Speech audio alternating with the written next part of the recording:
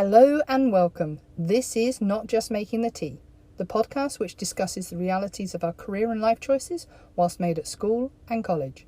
It celebrates the parts that haven't gone to plan as much as those which have. With every chat, we plan to explore what life skills there are to be learnt and how they can influence and help us to succeed. I'm your host, Rachel Price, founder of Imali.com, the career website for young adults. Firstly, I want to say thank you for taking the time out to listen to the podcast. I hope that you enjoy the experience and that you will continue to join me and my future guests on our journey. I really appreciate anyone who takes the time to listen, and please do send me any kind of feedback. So we're currently living in very unusual times. The world has been turned upside down, and who knows what the future will bring. I have considered if this was the right time to start the series, and decided that even though there was not much sense in our world at present, that maybe I could help by providing some advice and guidance through these episodes. If there are any specific topics you wish to hear about, please do message me and I'll see what I can do. I hope that you'll find these chats thought-provoking and hopefully they'll give you some positive vibes in your day. So on that note, let's get started with today's topic, how to boost your concentration. The better your ability to focus, the more likely you are to reach your goals and remain productive. Unfortunately, it's not always easy to concentrate, especially in this age of information overload and continuous distraction. The average office worker is interrupted every 11 minutes, and it then takes around 25 minutes to get back on track. Focus and staying on track is an essential life skill in the 21st century. So how can you boost your powers of concentration? This may seem a weird view, but even though we promote this as a success skill, do not try to multitask. It has been shown to reduce productivity by up to 40%. Even if you think it makes you more efficient, it rarely does. Only 2.5% of the population are capable of handling 2 or more tasks at one time. So instead, make a list of all of your upcoming tasks and work through them one by one. Forcing yourself to switch back and forth between 2 activities is a waste of your attention span, and you are actually likely to achieve less. So when you feel like abandoning a task from boredom or frustration, how about using the 5 more rule? For example, if you need to empty your inbox, reply to 5 more emails. Or, if example you're working on an assignment, do another 5 minutes. It might just give you the boost to keep going.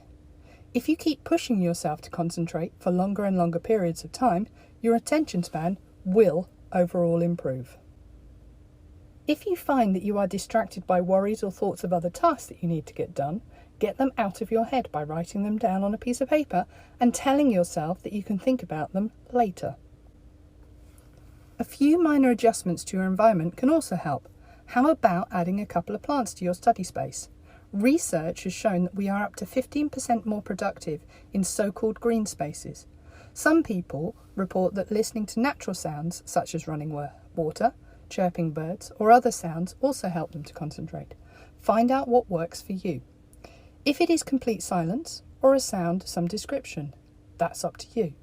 If you're interested in aromatherapy, you could also try adding a few drops of rosemary oil in your room. The scent has been shown to promote concentration and positive mood. Researchers have established beyond reasonable doubt that regular exercise also boosts concentration. The Harvard Medical School recommends regular, moderately intense exercise. When you exercise, your brain releases brain-derived neurotropic factors, also known as BDNF. This helps you to improve memory and focus. Specifically, the movement from exercise triggers brain cells to activate genes that generate BDNF. The recommendation is to exercise for 30 minutes, 5 days per week, at approximately 70% of your maximum heart rate. You should also consider doing some mindfulness exercises. These will help you to practice living in the present moment and will help you focus on a single task at one time. Try these 5-minute daily exercises.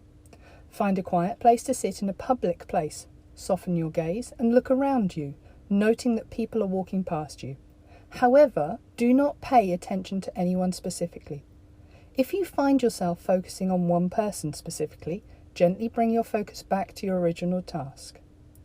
According to psychologist Marsha Linham, this will help to improve your concentration span when practiced over long term. Another technique that you could use could be Jay Shetty's prompts for grounding and aligning. Consciously working on being present can help transform situations and improve lifelong mental health. These are Shetty's 2 exercises. Firstly, grounding. When stress or anxiety hits, practice 5, 4, 3, 2, 1. Identify 5 things that you can see, 4 things that you can touch, 3 things that you can hear, 2 things that you can smell, and 1 thing that you can taste. Focusing on these tangibles helps calm your mind and ground your body. Or you could also try his aligning technique.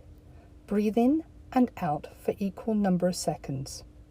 For example, breathe in for 4 and then breathe out for 4. And continue for as long as you feel comfortable or is necessary. This encourages the mind and the body to work together. When one part of your being gets ahead of the other, it throws the whole system out of sync and can trigger anxiety. These techniques allow you to refocus, concentrate, and then continue with the task in hand. Additionally, some people feel that completing puzzles or crosswords helps to maintain their cognitive abilities. There is some evidence that older individuals who attempt and complete word puzzles regularly have a better working memory and are able to process information and generally function at a higher level. Firstly, you do need to practice improving your attention span. Think of your attention span as a muscle. The more often you flex it, the stronger it becomes. Commit to implementing some of these ideas for a week and you'll soon see an improvement in your capacity to focus.